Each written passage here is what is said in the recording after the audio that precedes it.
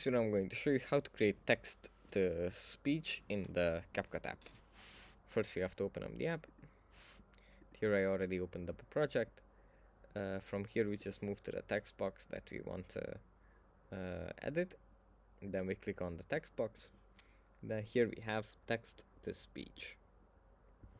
Click on this and then we can just select a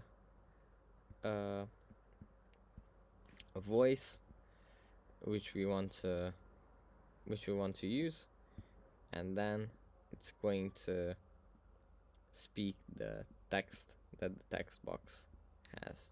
Let's say I don't know,